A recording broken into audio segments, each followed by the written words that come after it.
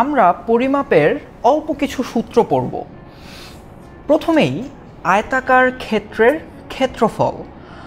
আমাদের জানা দরকার আয়তাকার ক্ষেত্র কাকে বলে বা আয়ত কাকে বলে।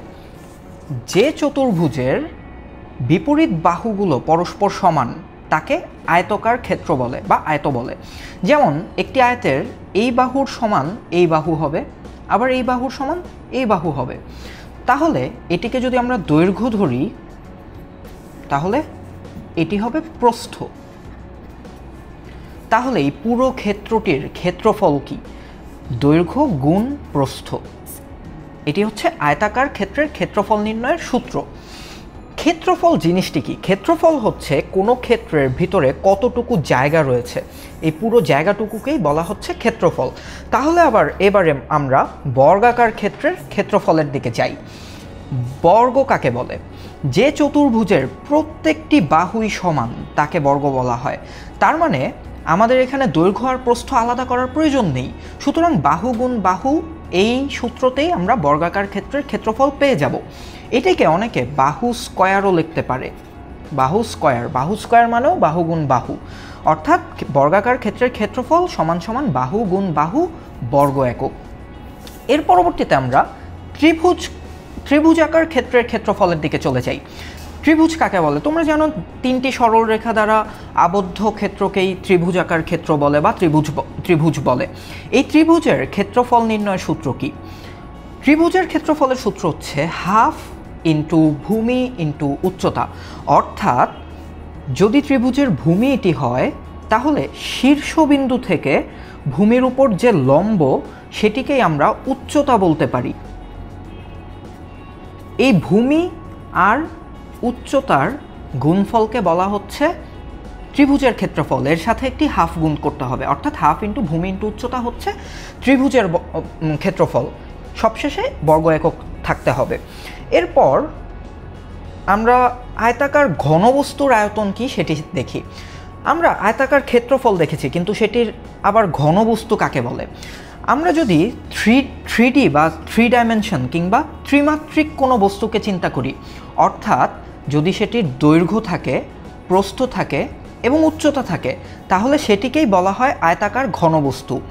তাহলে এই তিনটি গুণ করলেই আমরা সেই আয়তাকার ঘনবস্তুর আয়তন পেয়ে যাব। দৈর্ঘ্য গুণ প্রস্থ গুণ উচ্চতা। যেমন আমরা রুবিক্স কিউব সবাই দেখেছি কিংবা আমরা এটি ব্যবহার করেছি। এই রুবিক্স কিউব কিন্তু একটি আয়তাকার ঘনবস্তু। এরকম যে কোনো চার কোণা বস্তু, যে বস্তুটির দৈর্ঘ্য আছে, প্রস্থ আছে এবং উচ্চতা আছে, সেগুলোই আয়তাকার ঘনবস্তু। এর পরবর্তীতে আমরা দুইটি তথ্য জেনে রাখি। সেটি হচ্ছে ক্ষেত্রফল পরিমাপের একক সবসময় বর্গমিটারে হবে, আর আয়তন পরিমাপের একক সবসময় ঘন এককে হবে। অর্থাৎ তুমি যদি ত্রিভুজাকার ক্ষেত্রের ক্ষেত্রফল নির্ণয় করো, সেটির একক ব্যবহার করো মিটার, অর্থাৎ ভূমি কিংবা উচ্চতার একক দেওয়া রয়েছে মিটারে, তখন তুমি বর্গ মিটার লিখবে। আবার যদি সেখানে কিলোমিটার থাকে তাহলে তুমি বর্গ কিলোমিটার লিখবে। একইভাবে প্রত্যেকটির ক্ষেত্রে বর্গ একক ব্যবহার করতে হবে। আবার আয়তনের ক্ষেত্রে যদি সেটি মিটার হয় কিংবা কিলোমিটার হয় তখন তুমি ঘন মিটার লিখবে অথবা ঘন কিলোমিটার লিখবে। যদি সেটি তরল পদার্থের আয়তন হয় তখন সেটি ঘন লিটার লিখবে।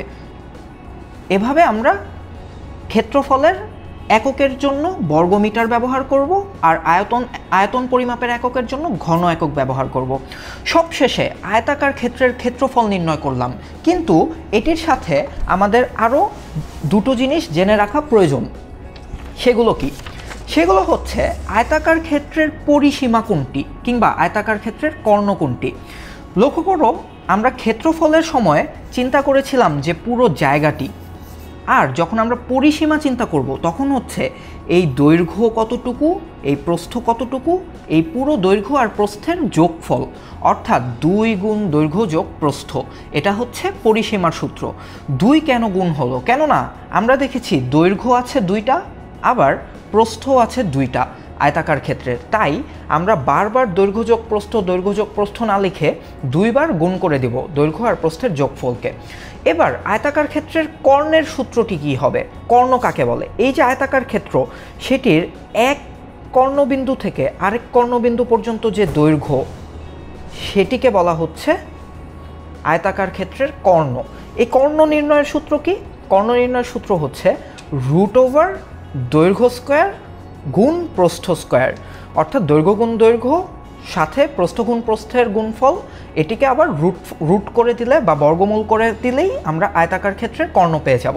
তাহলে আমরা ক্ষেত্রফল অর্থাৎ আয়তাকার, ত্রিভুজাকার কিংবা বর্গাকার ক্ষেত্রের ক্ষেত্রফল নির্ণয়ের সূত্র শিখলাম এবং আমরা আয়তনের সূত্রও শিখলাম এবং আমরা দেখলাম কিভাবে ক্ষেত্রফলের সাথে সবসময় আমরা বর্গ একক ইউজ করব আর আয়তনের ক্ষেত্রে ঘন একক ইউজ করব বা ব্যবহার করব।